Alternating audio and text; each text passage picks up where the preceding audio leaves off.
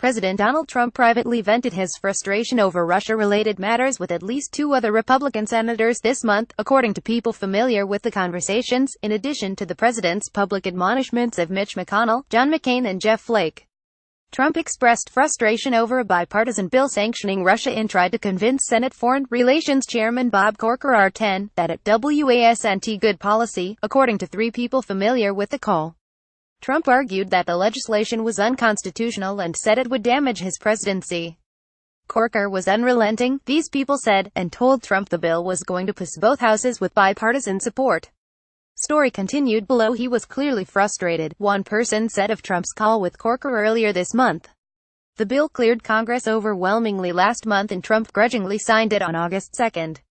Trump dialed up Sen. Thom Tillis RNC, on August 7, 2 days before a blunt call with the Senate Majority Leader that spilled over into a public feud. Tillis is working with Sen. Chris Coons DDEL, on a bill designed to protect Robert Mueller, the independent counsel investigating the president's Russia connections, from any attempt by Trump to fire him.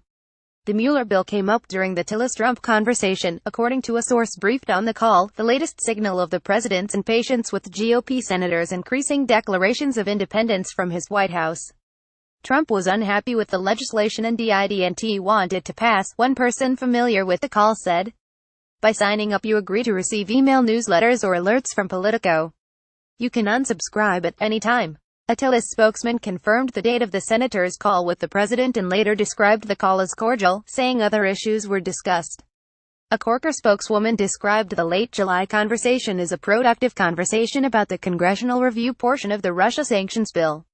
White House spokeswoman Lindsay Walters said, "We do not comment on private conversations the president has with members of Congress.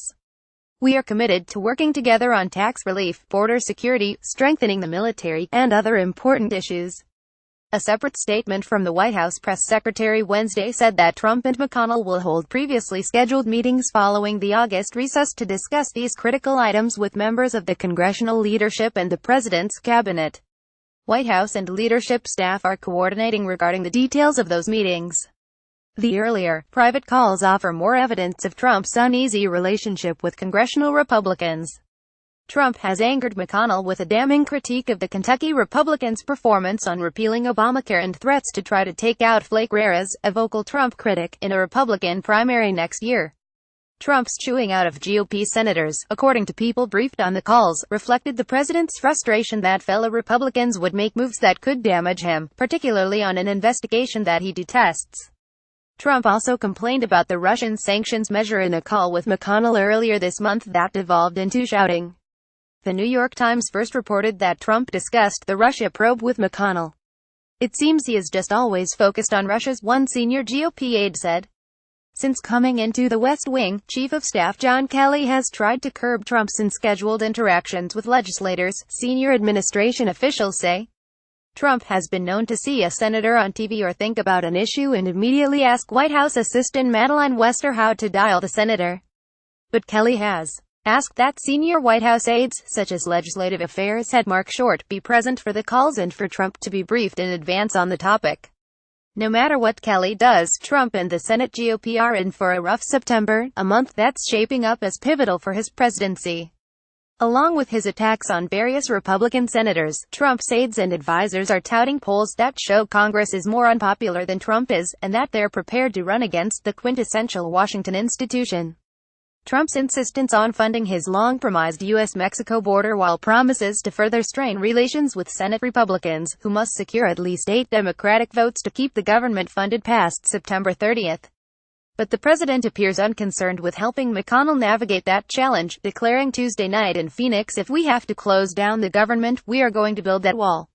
Any wall funding will almost certainly be a deal-breaker for Senate Democrats." Minority Leader Chuck Schumer of New York and Minority Whip Dick Durbin of Illinois underscored that with tweets Tuesday rejecting reports of a potential White House-initiated immigration deal involving border wall funding. Democrats, aware of their leverage heading into next month's talks on government funding, are urging McConnell and his GOP to ignore the president's threat. "There's a big task in front of us that requires bipartisanship, and may require bucking the president, and that's keeping the government funded," one senior Senate Democratic aide said. "We saw back in April, when the White House was making threats on the wall, that Republicans ignored those threats. We need to have that happen again to avoid a disaster at the end of September. Several senior Senate Republicans gave a cold shoulder to Trump's wall plans before leaving Washington for this month's recess. They floated a $15 billion border security bill that emphasizes smart, multi-layered infrastructure, but not the president's proposed physical barrier. Still, Trump's team is keeping up the pressure on the chamber that failed him on a Obamacare repeal effort. His campaign's joint fundraising arm with the Republican National Committee launched an online appeal this week urging supporters to directly lobby the GOP Senate for a down payment on the wall. Speaker Paul Ryan RWIs pushed back Wednesday during an appearance in Oregon, declaring that "I don't think anyone's interested in having a shutdown. I don't think it's in our interest to do so." Trump and McConnell are expected to meet for the first time following the president's jabs at the senator after this month's recess. "We have regular meetings, and the White House and members of the congressional leadership have been working on the next meetings after recess," McConnell spokesman Don Stewart said by email. "But any scheduling announcements will come from the White House."